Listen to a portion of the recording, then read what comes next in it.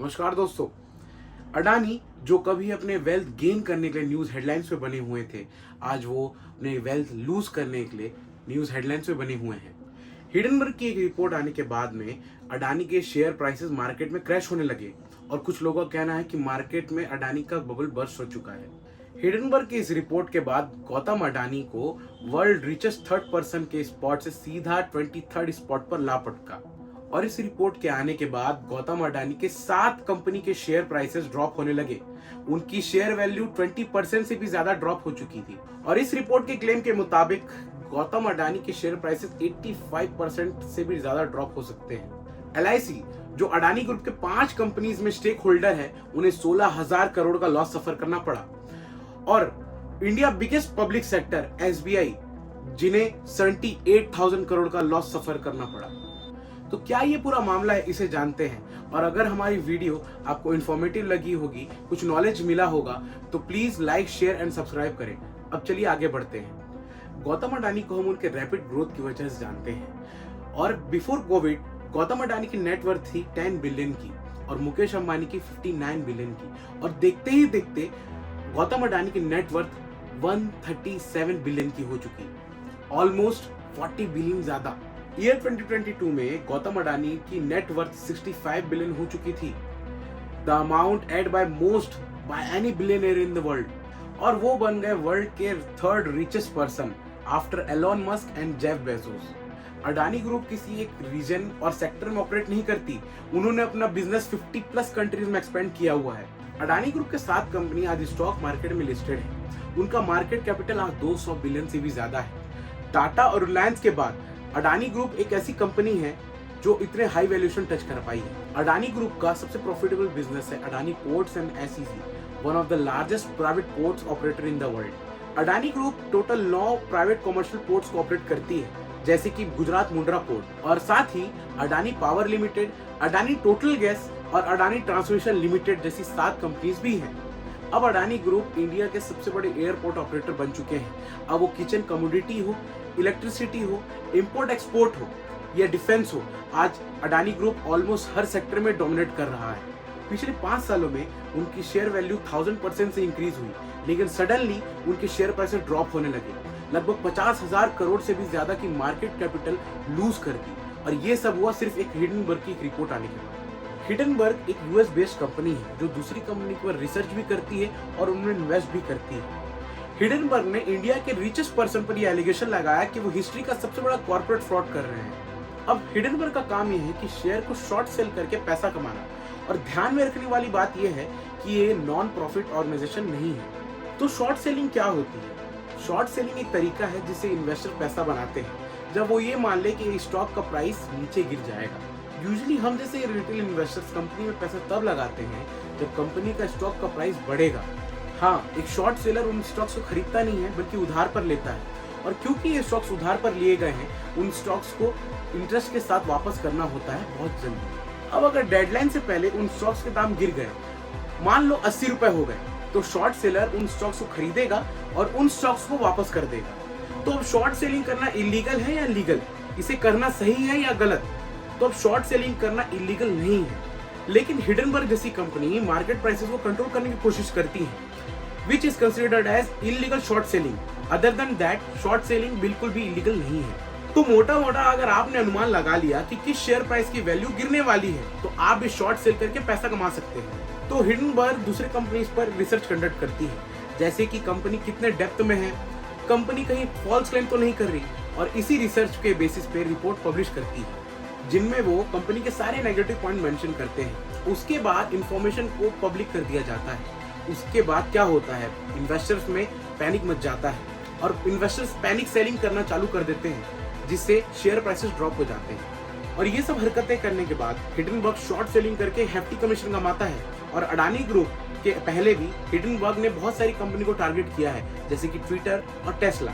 और हिडनबर्ग की एक रिपोर्ट के बाद निकोला कंपनी के शेयर प्राइसेस डाउन हो गए थे, और इन्हीं की एक रिपोर्ट के बाद ट्विटर के शेयर प्राइसेस 10% से ड्रॉप हो गई थी। और इस बार हिडनबर्ग ने टारगेट किया है अडानी ग्रुप को। उन्होंने 106 पेज की रिपोर्ट जारी किया है जिसमें हिडनबर्ग ने अडानी ग्रुप पर काफी सारे एलिगेशन लगाए हैं। अभी पूरी 106 पेज की रिपोर्ट पढ़ने के लिए पूरी नेटफ्लिक्स की डॉक्यूमेंट्री निकालनी पड़ेगी, तो आप कुछ की हाइलाइट्स देख लेते हैं। तो अडानी के ऊपर एक एलिगेशन ये है कि अडानी के शेयर ओवर वैल्यूड है और इतनी एक्सपोनेंशियल ग्रोथ अननेचुरल सी है।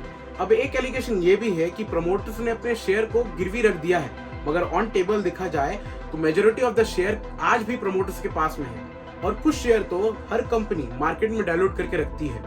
और इस रिपोर्ट में अगला आरोप यह है कि अडानी ग्रुप के 4 बार इन्वेस्टिगेशन का हिस्सा रह चुका है ड्यू टू फ्रॉड एलिगेशन, और इसमें उनके फैमिली को भी टारगेट किया गया है।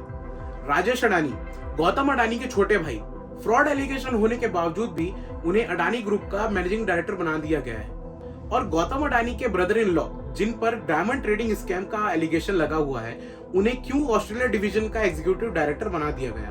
तो हिडनबर्ग का यहाँ साफ कहना है कि जिन लोगों के ऊपर केसेस हैं उन्हें अपने कंपनी की इंपॉर्टेंट पोजीशन क्यों देके रखी है। अडानी ग्रुप पर एक एलिगेशन ये भी है कि उन्होंने 7 शेल कंपनी मॉरिशस में क्रिएट की, जिसके थ्रू वे फेक इंपोर्ट एक्सपोर्ट डॉक्यूमेंट दिखाकर, फेक बिजनेस दिखाकर अपने शेयर प्राइसेस मैनिपुलेट कर रहे हैं। और इस रिपोर्ट में उनके ऑडिट पर भी सवाल उठाया है कि अडानी जैसी बड़ी कंपनी का ऑडिट सिर्फ 11 एम्प्लॉयज वाली कंपनी ही कर रही है, तो अब इनकी इतनी सारी सब्सिडरीज और इतने सारे क्लाइंट्स को कैसे मैनेज किया होगा। हिडनबर्ग पिछले 2 साल से रिसर्च कर रही है। रिसर्च पब्लिश करने के लिए उन्होंने केवल यही समय क्यों पिक किया, और हाँ, ये कोई कोइंसिडेंस नहीं है, उसके पीछे भी एक वजह है। अडानी ग्रुप अपने सबसे बड़े एफपीओ का लॉन्च करने वाला था। ये एंटिसिपेटेड था कि ये एफपीओ इंडिया का सबसे बिगेस्ट एफपीओ होगा और 2023-24 का बजट भी आने वाला था। कंट्री में जीएसटी कलेक्शन भी बहुत सही चल रहा है और कोविड-19 और यूक्रेन रशिया वॉर के बाद भी इंडियन इकोनॉमी बहुत अच्छा परफॉर्म कर रही है। और तभी एक सस्पिशियस अमेरिकन कंपनी की रिपोर्ट आती है, वो भी इंडिया के बिगेस्ट कंपनी के बारे में, तो यहाँ शायद कुछ स्ट्रेंज है। जैसा कि हमने पहले भी कहा है, ये कोई नॉन प्रॉफिट ऑर्गेनाइजेशन नहीं है। ये कंपनी की रेपुटेशन को मार्केट में ड्रैग डाउन करते हैं और शॉर्ट सेलिंग करके पैसा कमाते हैं। और अब तक हिडनबर्ग ने अडानी ग्रुप से बहुत सारे पैसे कमा भी चुके होंगे। गौतम अडानी ने हिडनबर्ग कंपनी को रिप्लाई में कहा है कि ये इंडिया पर कैलकुलेटेड अटैक है। अब इंडिया के अंदर एक ऐसी न्यूज आए जिससे पॉलिटिकल एंगल ना मिले, ऐसा हो ही नहीं सकता। कांग्रेस ने बीजेपी को एक्यूज किया है फॉर फेवरेटिज्म टुवर्ड्स अडानी। अब कुछ लोगों का कहना है कि अडानी ग्रुप ने बीजेपी के रूल में एक्सपोनेंशियल ग्रोथ किया है। तो आइए हम यहाँ कुछ फैक्ट्स पर ध्यान देते हैं। 1995 में अडानी ग्रुप ने मुंड्रा पोर्ट की कंस्ट्रक्शन पूरी कर ली थी और 1998 में अडानी इंडिया के टॉप फॉरेन एक्सचेंज अर्नर बन चुके थे।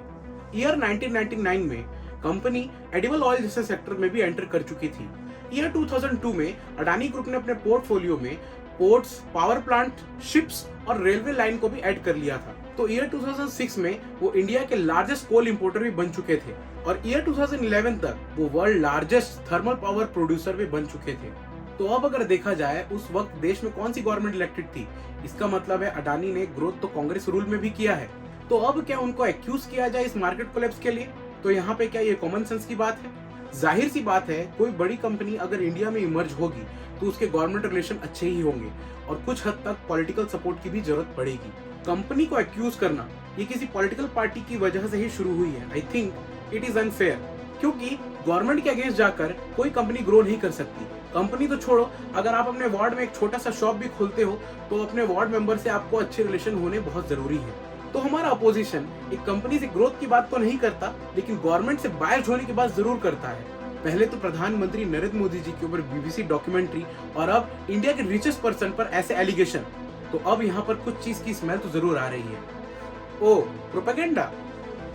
अगर हम बात करें हिडनबर्ग के एलिगेशन की, तो ये पहले भी मिसलीडिंग स्टेटमेंट दे चुके हैं और काफी सारे कंपनी के रेपुटेशन भी गिरा चुके हैं। सिंपल सी बात है, उनको ये सब करने से प्रॉफिट हो रहा है और उनका ये सब करने का एक ही तरीका है, इलीगल शॉर्ट सेलिंग। और अब कुछ लोगों का कहना है कि अडानी ग्रुप विल फॉल क्योंकि हिडनबर्ग ने उनको एक्सपोज कर दिया है। Adani group has a very large portfolio और अब उनके कंट्रोल में एयरपोर्ट्स भी आते हैं। रिसेंटली उन्होंने इंडिया के सबसे बड़े एयरपोर्ट को भी टेक ओवर किया था। सो आई थिंक जिस कंपनी का पोर्टफोलियो इतना डाइवर्सिफाइड है वो ओवरनाइट फॉल तो नहीं हो सकती।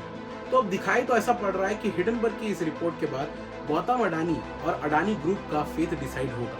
हिडनबर्ग की इस रिपोर्ट में जितने भी कंसर्न मेंशन थे, अडानी ग्रुप ने उसका रिप्लाई करते हुए 413 पेज की रिपोर्ट भी जारी की है। अडानी ग्रुप और हिडनबर्ग के बीच में अब ये काउंटर वॉर तो चलता ही रहेगा, मगर अब तो टाइम ही बताएगा कि अडानी ग्रुप बाउंस बैक कर पाएगा या नहीं।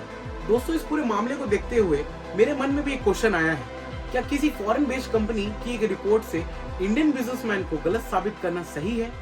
प्लीज मुझे कमेंट बॉक्स में टाइप करके बताइए। मिलते हैं अगले वीडियो में। धन्यवाद।